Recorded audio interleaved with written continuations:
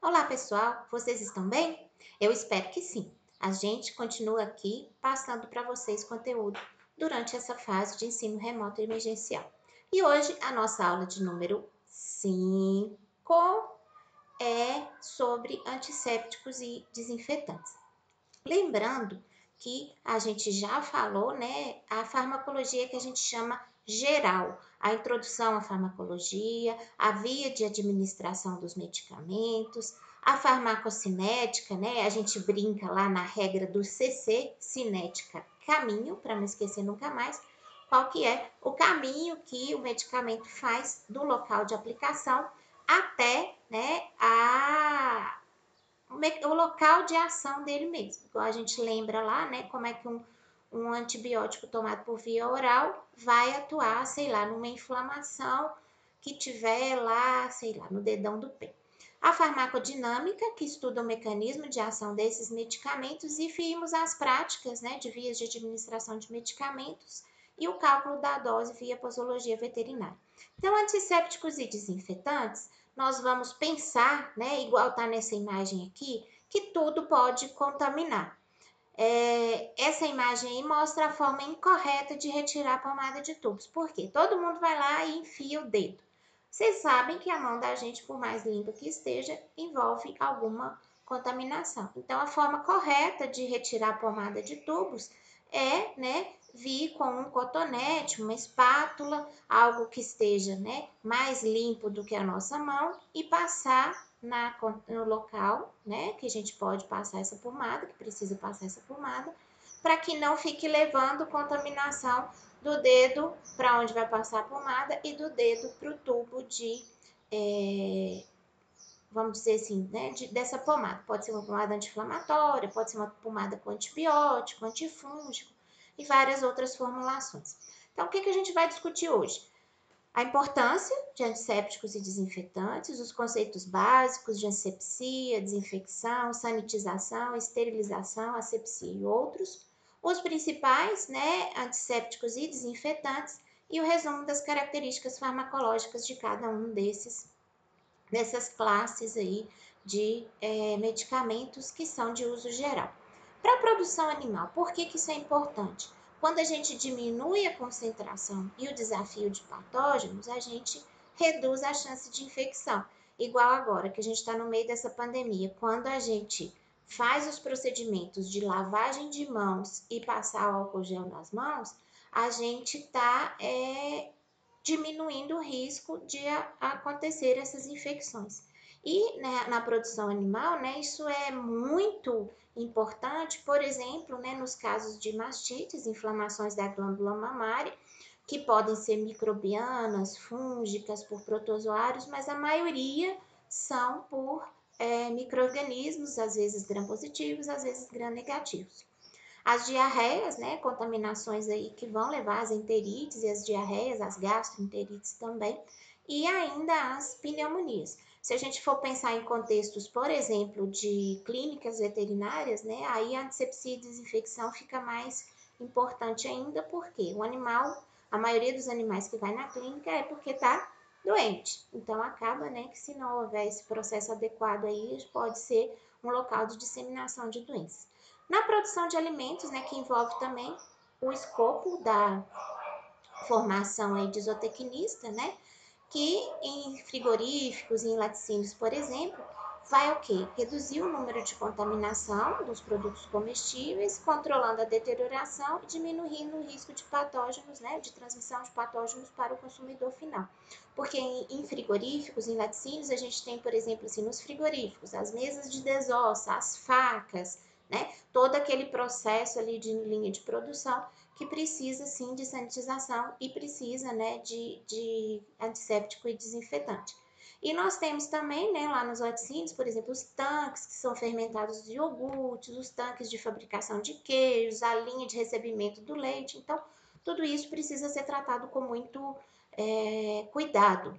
Nas ciências agrárias, de uma maneira geral, né, reduzem enfermidades e contaminantes nos diversos setores, porque diminui o risco de transmissão de patógenos, né?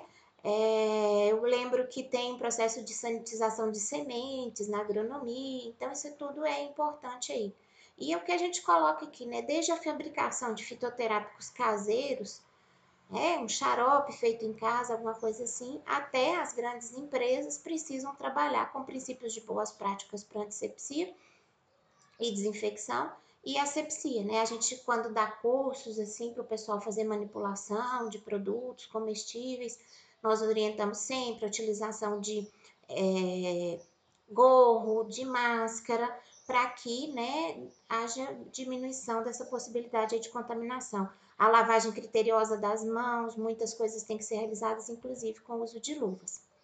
Alguns conceitos importantes aqui. Nós temos microbicida, né, um produto que causa a morte de micro-organismos por diversos mecanismos, e microbiostático, que provoca, né, impede a multiplicação dos micro-organismos, como se fosse uma paralisia. Então, assim, um microbiostático, se o organismo tiver imunologicamente competente, os micróbios tendem a desaparecer. E aí, o que acontece?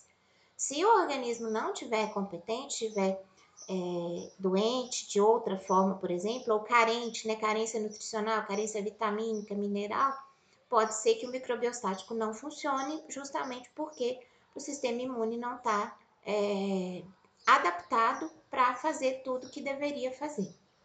A esterilização é outro conceito importante, que é a destruição total de micro-organismos, bactérias, fungos, protozoários, esporos, vírus, que nós fazemos, por exemplo, naquelas agulhas e seringas descartáveis, né, que são utilizadas, né,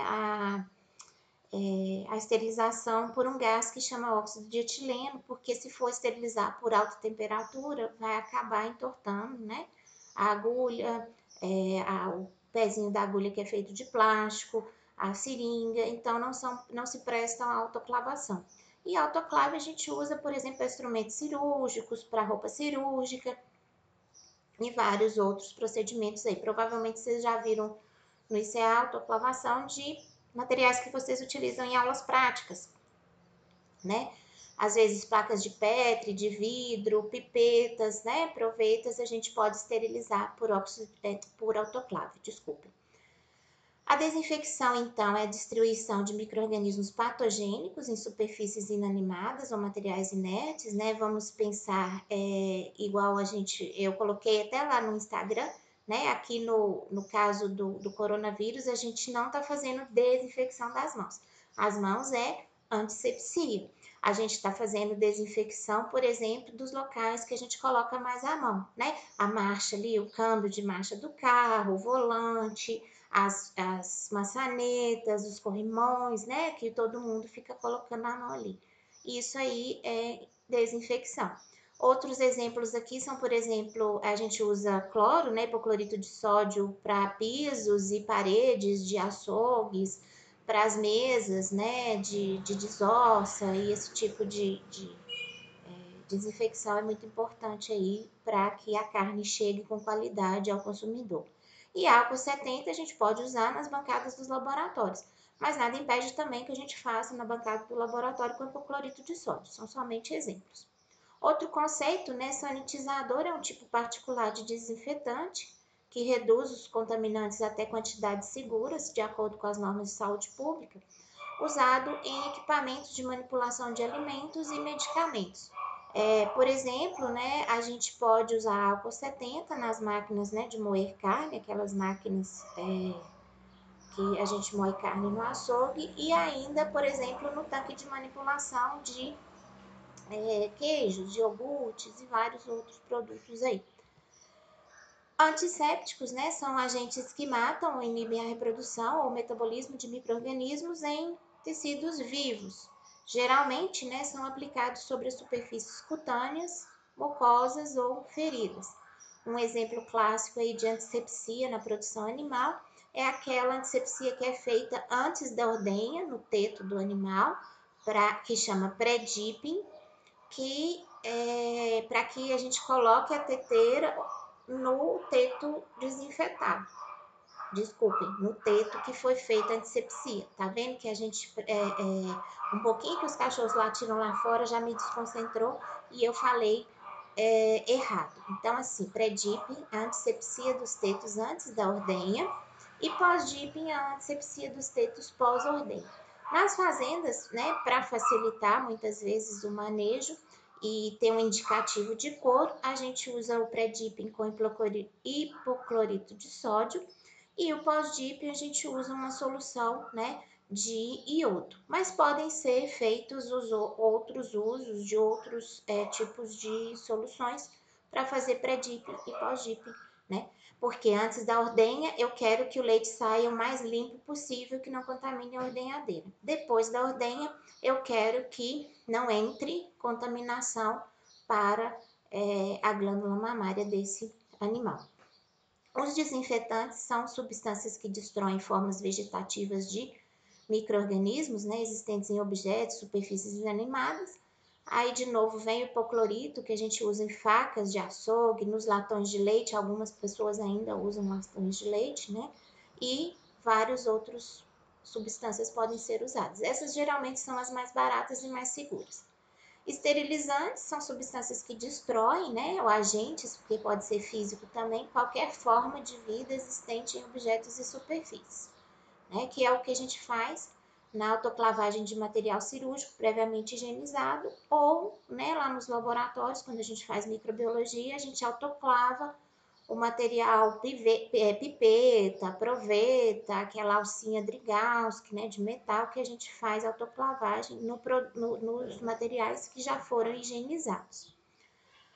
Outro conceito importante é a asepsia. O que é a asepsia? É manutenção das condições de antisepsia e desinfecção, juntamente, né, com as boas práticas de administração de medicamentos e de alimentos, tende a evitar enfermidades. Isso é muito importante porque é o seguinte, não adianta nada eu estar lá com agulha e seringa estéril e a agulha caiu lá no esterco e a pessoa utilizar aquela agulha para aplicar a injeção no animal. Então, assim, não é boa prática de administração de medicamento, a agulha caiu no chão, né? Contaminou, a gente tem que pegar outra e utilizar no animal. E o objetivo, né, é conservar a carga microbiana mais próxima possível da que existir antes do processo de limpeza e antisepsia ou desinfecção. Vai depender se a gente está trabalhando com superfície viva ou com superfície inanimada. Sabões e detergentes são outros importantíssimos, né? Porque antes da gente fazer desinfecção ou antisepsia, a gente faz a limpeza dos materiais, das superfícies e dos objetos. É importantíssimo a gente pensar que os animais, por exemplo, vivem em ambientes considerados muito mais sujos do que os nossos. Então, na maioria das vezes, né? Então, a gente tem que, por exemplo, uma vaca, a gente tem que limpar a pele daquele animal para que faça a injeção, né? A aplicação da injeção, a administração do medicamento. Então, permite a remoção mecânica, né, de detritos e sujidades, limpando os micro-organismos e substratos lipídicos, como é o caso do coronavírus. Como tem aquela coroa, né, que aquilo ali é lipídio, a gente é um vírus, entre aspas, fácil de matar, porque com água e sabão a gente consegue muito matar esse vírus. Geralmente os sabões possuem álcalis e sódio, né? Outra diferença que a gente fala aqui no exemplo é o caso do sabão em barra versus sabão líquido. O que acontece? O sabão em barra, né, vai em todas as mãos, por exemplo, de uma casa. O sabão líquido, a gente aperta em cima assim e já sai o dispensador ali, ó, de o que a gente vai utilizar uma vez só. Então, acaba que mesmo se tiver alguma contaminação no dispensador, a hora que você esfrega as mãos ali e lava, você vai estar diminuindo essa contaminação. Para o caso de fazer uma boa desinfecção, uma boa antisepsia, os sabões e detergentes são indispensáveis. Por quê? A limpeza prévia dos materiais é indispensável para uma boa desinfecção e antisepsia. Vejam aqui, né, uma mesa de inox em que a gente tem, né, essa buchinha aí com escova para poder fazer a limpeza prévia antes de passar, por exemplo, hipoclorito ou álcool 70. Além disso, né, a limpeza pode ser seca, que a gente chama varrição, né? Varrer um curral a gente tem que fazer com cuidado porque levanta pó. Muitas vezes os currais de manejo, né, acumulam muitas fezes E aí a gente se deixar, a hora que chove, vira lama, aquela coisa toda. Então, existe o quê? A raspagem primeiro, né, que é uma limpeza mecânica, em que retira os dejetos do animal, ou a limpeza seca, né, que é a varrição, e ainda a limpeza úmida, que é o que a gente faz, por exemplo, né, na sala de ordenha, que tem o uso, né, de soluções de detergentes, e depois a gente usa água, né, para enxaguar aquilo tudo. A limpeza úmida também acontece em equipamento de ordenhadeira, né? Ordenhadeira mecânica, em que a gente tem, inclusive, né, tempo, temperatura e tipo de detergente que a gente usa. Tem o detergente alcalino e o detergente ácido com uma frequência adequada para quê? Para evitar, né, a formação de biofilme ali e contaminação do leite e da ordenhadeira, podendo gerar, né, um surto de mastite aí na propriedade.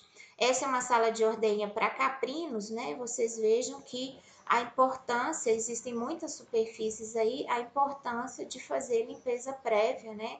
Da linha do leite, fazer limpeza prévia das instalações, né? Das calhas, onde pode sim acumular, né? Aqui nas calhas urina do animal e por aí vai, todo esse equipamento aí precisa ser muito bem higienizado.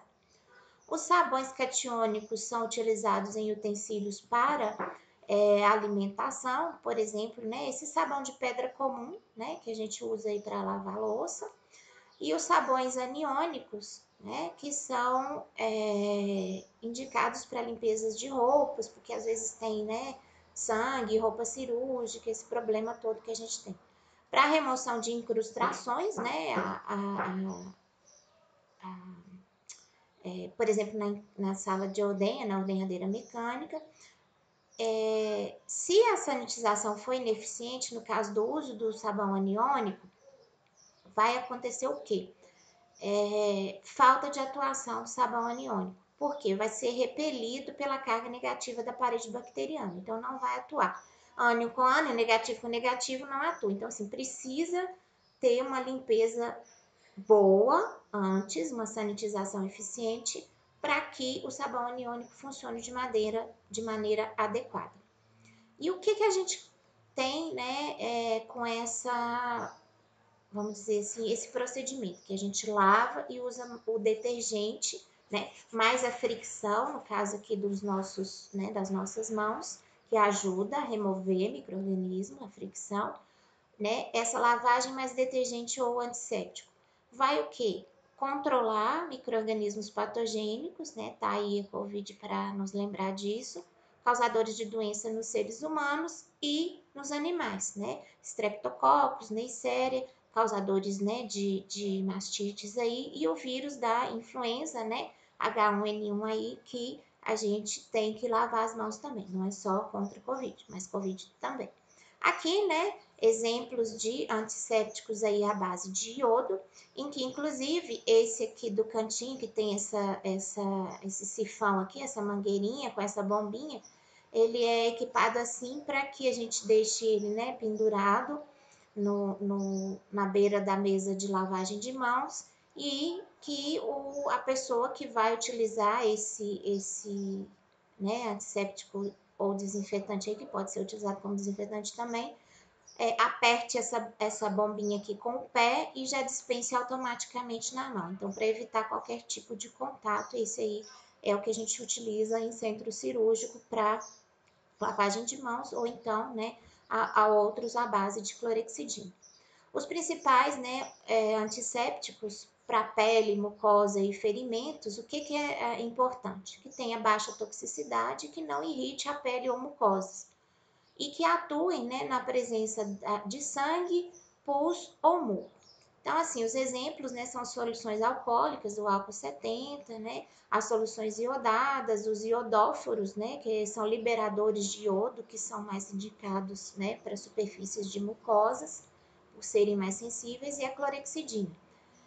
Clorexidina é o famoso mertiolate que não arde, né? É uma solução à base de clorexidina, só para a gente lembrar. Iodóforos, PVPI, polivinilpirrolidona e iodo, e soluções alcoólicas iodadas, álcool 70, né? O iodo a 2%, tem o iodo o iodo forte, né, a 10% e várias outras soluções, que a gente usa o iodo forte no umbigo, né, para antisepsia do umbigo. Então, qual que é o mecanismo de ação, né? Às vezes é o comprometimento de várias estruturas celulares do micro-organismo. Por exemplo, né, parede celular, né? Aí tem proteína, gordura e várias outras partes aí do micro-organismo, da estrutura celular do micro-organismo. E a matéria orgânica vai ser impeditivo muitas vezes para a atuação completa dos antissépticos. Então, a gente precisa de um antisséptico que tenha capacidade de penetração, absorção e neutralização de matéria orgânica. Aqui a gente vê, né, as classes de compostos, a atividade em presença de matéria orgânica, o pH ótimo de atuação, porque nem todos atuam, né, nos pHs neutros, vamos dizer assim, os pHs, né, fisiológicos, e a gente tem ainda situações em que o pH fica ácido, tipo no local, tipo quando há presença de pus. E aqui, né, a toxicidade, a gente vê aqui, ó, que muitos deles são incompatíveis, né, com os olhos, outras mucosas, incompatíveis com a pele lesada, né? E a gente tem algumas características aqui, né, na última coluna da direita, para a gente entender que, por exemplo, a campo, geralmente, né, a gente usa essa terceira aqui, ó, preparações iodóforos iodadas, em que a atividade em presença de matéria orgânica é diminuída. A gente usa isso, por exemplo, em tesouras, cabo de bisturi, a gente usa em porta-agulha, quando a gente vai fazer cirurgia a campo. Mas o que que acontece? Isso tem um efeito corrosivo em metais. Então, à medida que o tempo vai passando, a gente tem que substituir o equipamento cirúrgico, porque ele começa a ficar, né, oxidado, ele começa a ficar escuro e não é adequado mais para a utilização. O cloreto de besalcônio, por exemplo, né, ele é incompatível com sabões e detergentes aniônicos e é absorvido por tecidos istos. Qual que é o mecanismo de ação dos álcoois aí, né? Desestruturam a membrana plasmática, desnaturam proteínas celulares e comprometem o metabolismo microbiano, promovendo assim a lise das células. No caso do vírus, né, o COVID não é uma célula, né? Nós temos uma partícula viral, então o que que acontece? Vai haver o quê? Destruição da membrana do vírus pelos álcoois, né, e desnaturação ali das proteínas, né, presentes, né, no corpo vírico, que a gente chama. Os álcools podem ser etílico e isopropílico. Isopropílico às vezes é chamado também de álcool de cereais, né? A ação é rápida e tem amplo espectro microbicida nas formas vegetativas de bactérias, vírus, fungos, porém não matam os esporos, né, que são estruturas de sobrevivência de muitos fungos e levaduras também. A clorexidina, eu coloquei aqui o mertiolate que não arde para a gente entender, né? É utilizada para antisepsia de mãos em centros cirúrgicos, mãos e braços em centros cirúrgicos. Produtos de higiene bucal, né? A gente usa muito clorexidina também em sprays para limpeza, né? De ouvido de cães, porque tem um efeito irritante menor e uma ação residual relativa dependente do pH. Só que a ação é muito reduzida na presença de matéria orgânica. Então, clorexidina a gente tem que utilizar, né, muito bem, mas aí depois da limpeza da ferida. Então, por isso que é aquela história. É igual a gente desde criança. Caiu, machucou? Água e sabão para depois colocar o antisséptico, né? A clorexidina age no citoplasma e membranas externas dos micro-organismos, destruindo a membrana celular, e quando destrói a membrana celular, há extravasamento dos conteúdos, né, intracelulares do micro-organismo e com isso a morte do micro-organismo.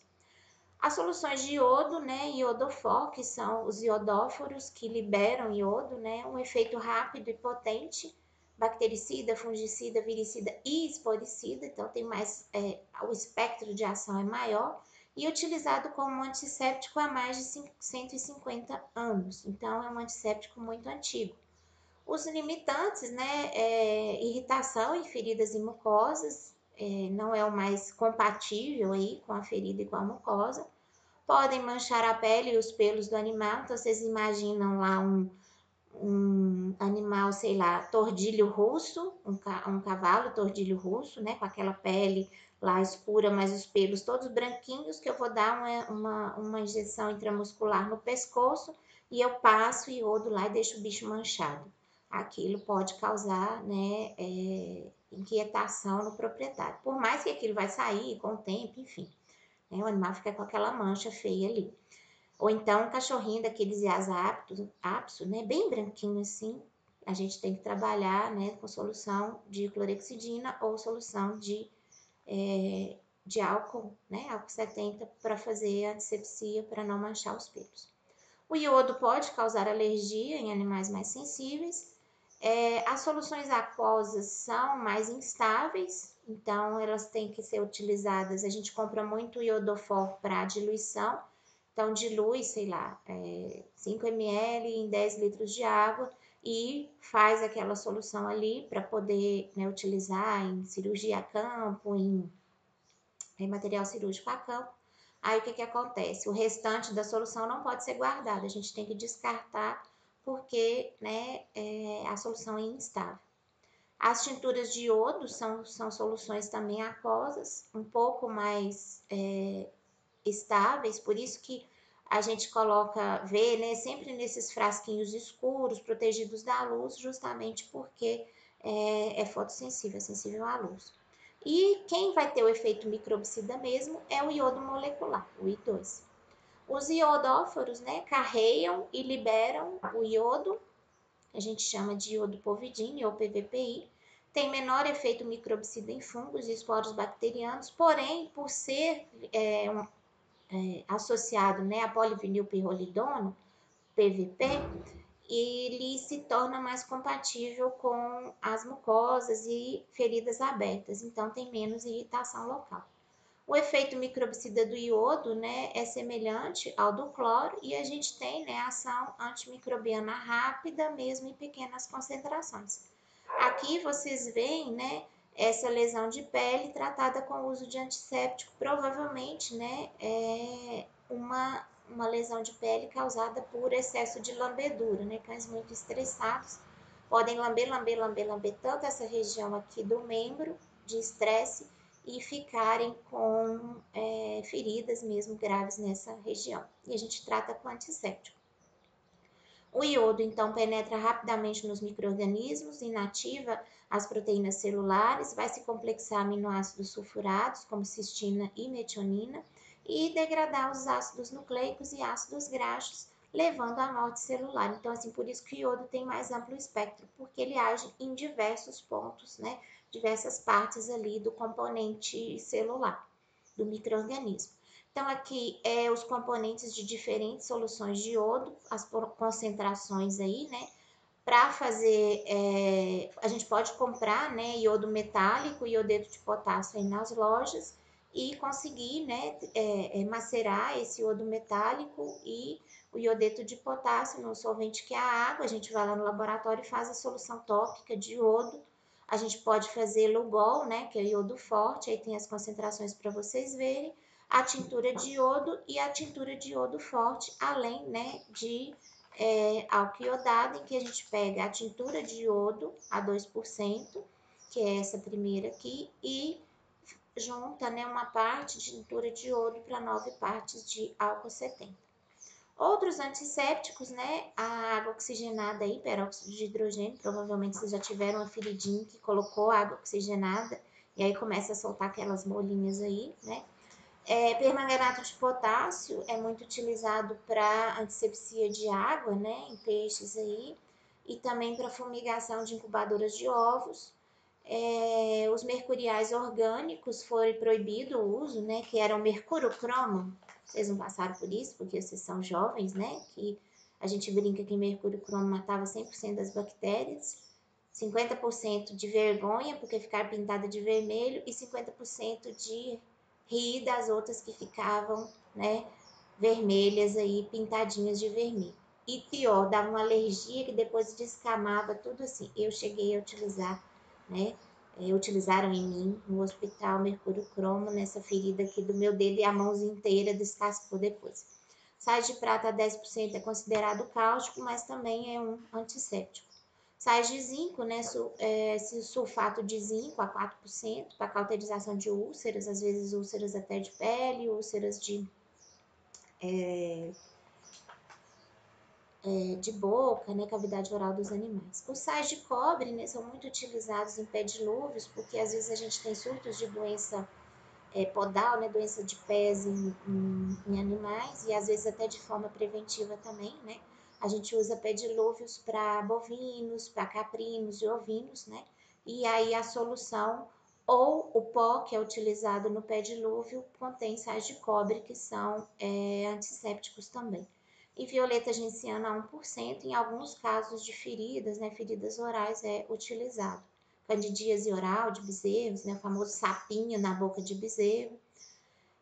Os solventes em que são dispensados esses antissépticos podem conter acetona, era o mertiolate que ardia antigamente, né, com muita acetona, clorofórmio e éter como desengordurantes, porque muitas vezes, né, a gordura da pele, a secreção oleosa da pele dos animais pode proteger o micro-organismo da ação do antisséptico. E aí a gente não teria o efeito adequado.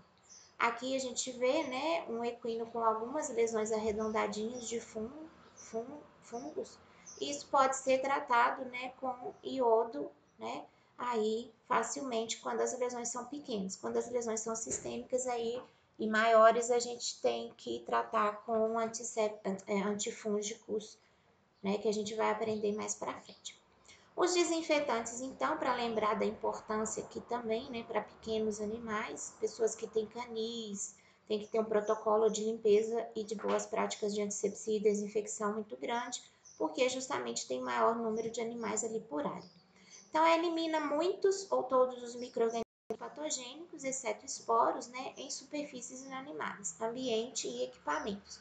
Em ambientes hospitalares é importantíssimo. Os princípios básicos de desinfecção. Eu quero saber por que eu vou fazer o procedimento, o objetivo. Qual que é o plano de ação? Porque dependendo de onde eu vou utilizar, eu vou escolher o desinfetante segundo o espectro de ação desse desinfetante. E ainda, né, eu tenho que considerar os riscos aos manipuladores desse desinfetante, às pessoas e aos animais. Porque, né, às vezes eu tirei um animal, por exemplo, ali de uma gaiola, ele está recuperando, sei lá, da anestesia cirúrgica, e tenho que colocar outro animal logo em seguida, daí a algum tempo, naquela mesma gaiola de outro cliente. Mas do lado tem um animal internado numa outra gaiola maior, que é de internação. Então acaba que assim, eu tenho que aplicar, sei lá, a solução de hipoclorito de sódio com outro bichinho lá do lado. Então eu tenho que avaliar isso também, né? Considerando ainda, né, os danos aos equipamentos, alguns são corrosivos, igual a gente falou, né, e também ao meio ambiente, a liberação dessas soluções no meio ambiente. Então, os princípios básicos, o que eu tenho que fazer nesse plano de ação? Definir as instruções, a gente chama, né, os procedimentos operacionais padrão, treinar os funcionários, ressaltar a importância da limpeza prévia e das medidas de segurança, utilização, né, de proteção, equipamentos, né, para a diluição e aplicação desses produtos. E além disso, depois da utilização, fazer a avaliação de eficácia. E a eficácia da ação vai depender do tipo de desinfetante, a concentração do princípio ativo, o tempo de contato, igual, por exemplo, lá no Predipin tem um tempo estabelecido, né, para a solução de proclorito atuar no teto. Então, assim, a gente aplica, pega a toalha de papel, enxuga o teto do animal, só para depois colocar a mão e fazer o teste da caneca telada e depois colocar a teteira no teto do animal. Então, isso tudo já deu tempo de contato. E além disso, a qualidade da água de diluição, gente, é importantíssimo. Aqui em Montes Claros e região, nós temos muita água dura, né, com sais de magnésio e excesso de cálcio e magnésio. Então, isso pode interferir, sim, na qualidade da água, na qualidade do efeito do desinfetante. Então, tem que olhar lá no rótulo e verificar se o desinfetante é compatível com água dura, ou então tentar fazer, né, o abrandamento, que a gente chama da água, para utilização na diluição do desinfetante.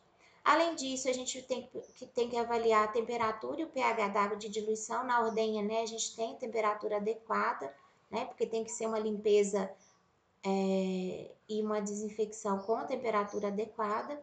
Fazer a limpeza prévia, se ela é satisfatória ou não, então tem que avaliar, né? Avaliar o espectro de ação do desinfetante e resistência dos micro-organismos, porque igual agora, a gente está utilizando muito álcool 70 na antisepsia das mãos, né? E muito hipoclorito e álcool também nas superfícies. Aí o que que acontece? Já se aventou, estipulou aí na ciência que pode ser que depois da pandemia do coronavírus a gente tenha uma crise de resistência de outros micro-organismos. Por quê? Nós estamos fazendo muita pressão de seleção de micro-organismos. Só os mais resistentes é que vão sobreviver esse tanto de álcool gel que a gente está utilizando na mão. Mas a gente não tem outra alternativa, né, gente? Nós precisamos utilizar esse álcool 70 aí nas nossas mãos. Então, né, quando o outro problema chegar, se é que ele vai chegar, da resistência microbiana, aí nós vamos buscar atuar nesse outro problema. Além disso, né, é importante a gente pensar no nível de contaminação, que a gente chama de desafio de patógenos.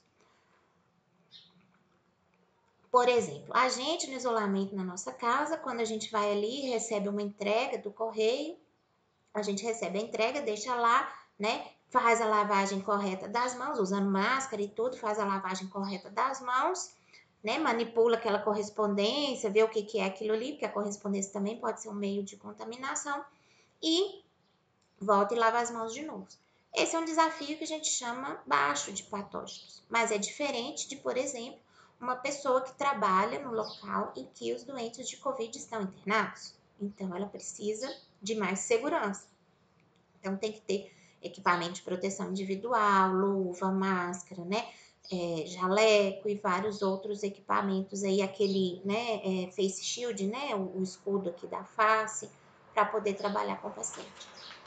E além disso, né, a gente precisa observar as características do meio ambiente e do material a ser desinfetado.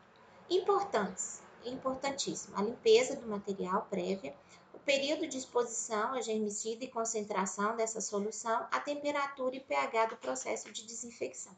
O mundo ideal de um desinfetante: amplo espectro, ação rápida, fácil manuseio, não ser alterado por fatores ambientais, luz, oxigênio, será tóxico e ativo na presença de matéria orgânica. Mas nem sempre o mundo é tão perfeito assim. Além disso, né, esse desinfetante precisa ser não corrosivo para não atuar, né, em borrachas, plásticos e outras superfícies de forma a estragar esse material, ter efeito residual na superfície, não ter cheiro ou ter um cheiro agradável. Vocês já cheiraram água sanitária aí? Pelo amor de Deus, eu acho muito desagradável aquele cheiro, mas tem que usar, né? Tem que ter um fator econômico bom aí, porque permitir grande diluição, né? E ser solúvel em água. Então, assim, são as características ideais aí de um desinfetante. E aí a gente vê a ordem, né, decrescente de resistência dos micro-organismos. Então, assim, o primeiro é o mais resistente, os prions lá, que são, né, partículas proteicas, que é o caso lá da doença da vaca louca.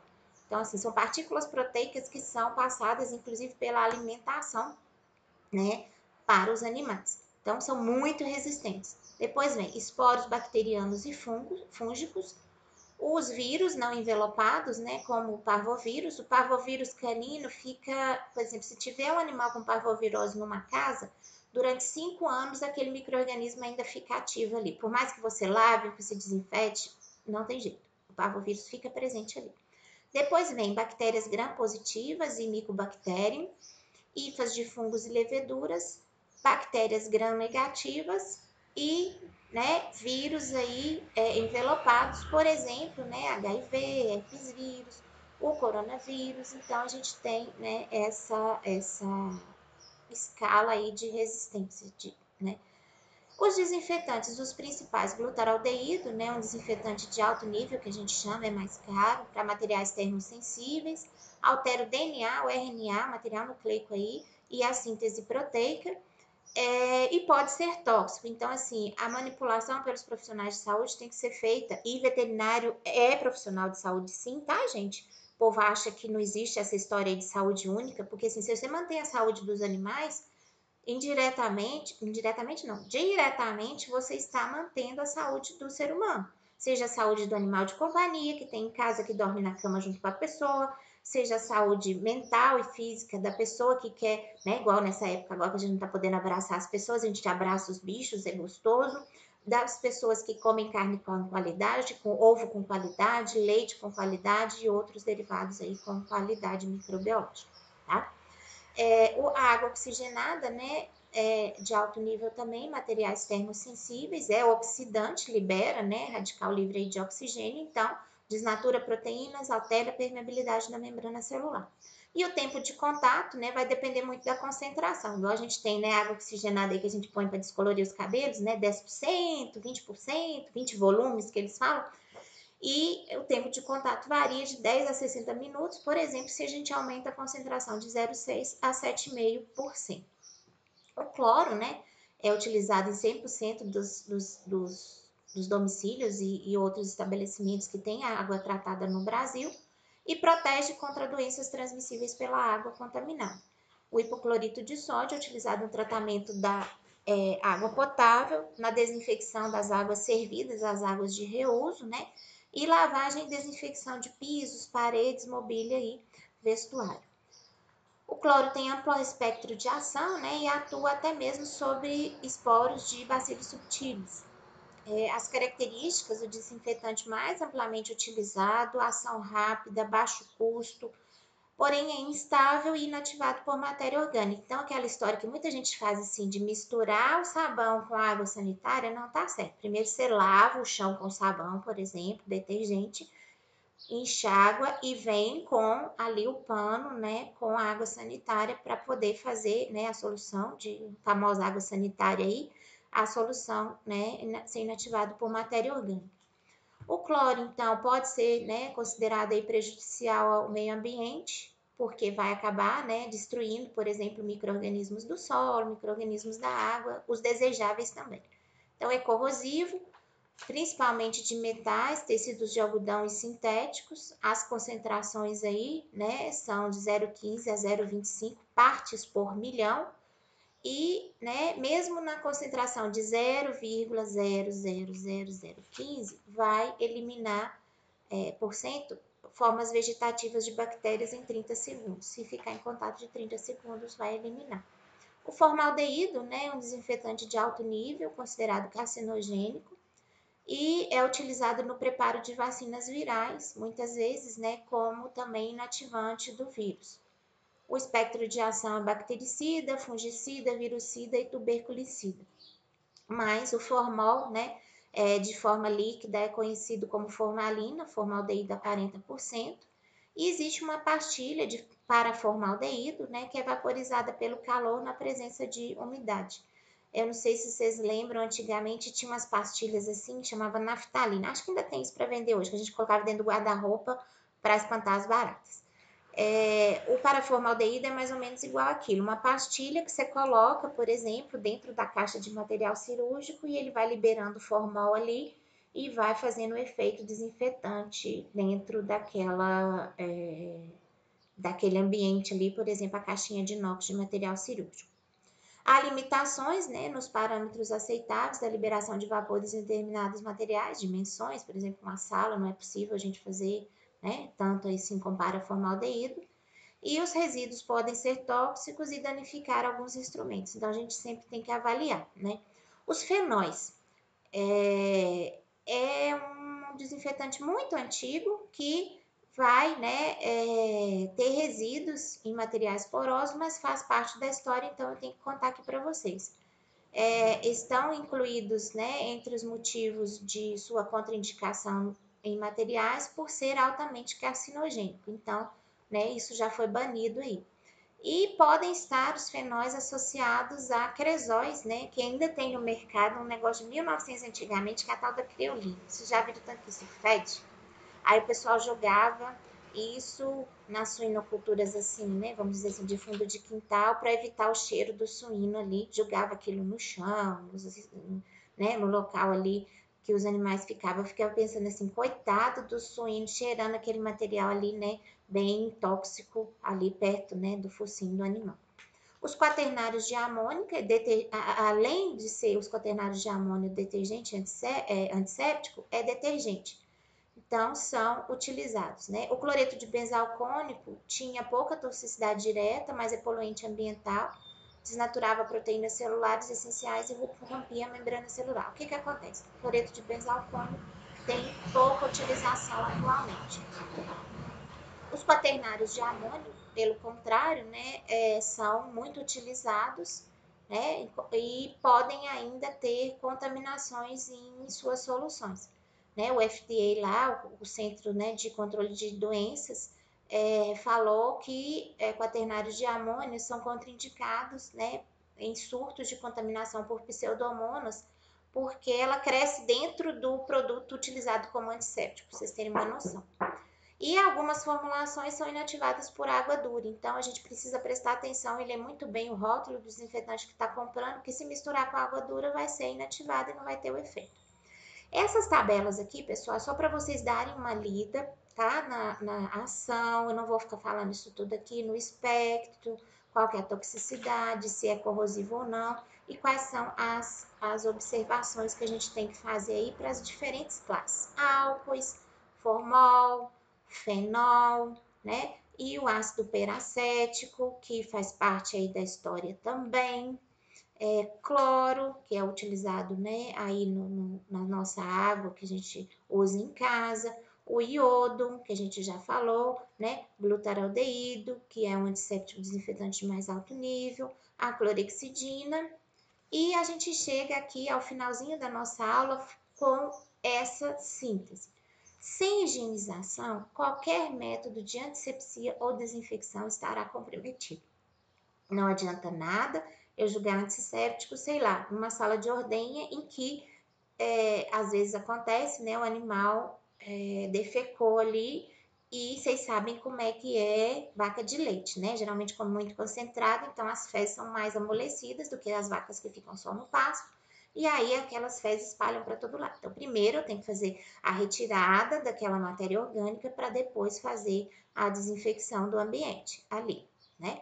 E quanto maior for a pressão de micro-organismos existentes no meio ambiente, maior será o desafio aos antissépticos, quer dizer, se tiver muito micro-organismo, às vezes pode ser que o antisséptico não funcione, ou desinfetantes, né? E pode ser grande a chance de fracasso no controle da contaminação. Em fazendas, né? Criação de produto, de animais, por exemplo, o pessoal que tem criação de aves, né? Eu descobri outro dia que tem criatório de pombo-correio, tem criatório de canário, de curió, de outras aves aí. Se não fizer, né, nas fazendas e nesses criatórios, boas práticas de manejo, de administração de medicamentos e de manipulação dos alimentos para o uso humano e para os animais também, nós vamos ter sérios problemas. Então, assim, eu brinco que existem 3 palavras mágicas para a produção animal: higiene, higiene, higiene. E a repetição é de propósito para que, né, o produtor entenda que não adianta nada eu passar álcool 70, por exemplo, se ele vai reutilizar a agulha lá no tronco para vacinação dos animais, uma agulha de inox, não adianta nada eu passar álcool 70 se a agulha tiver caído no esterco. A que caiu no esterco eu tenho que jogar na solução de lavagem com sabão para lavar, enxaguar e depois passar álcool 70 ou iodo. Mas isso é assunto para uma aula prática que eu vou preparar com muito carinho para vocês e a gente se vê daqui a pouco em outro vídeo. Se cuidem, fiquem seguros, façam a antisepsia das mãos e desinfetem as superfícies que vocês tocam com mais frequência. Um grande abraço e eu te vejo na próxima. Até lá! Estudem!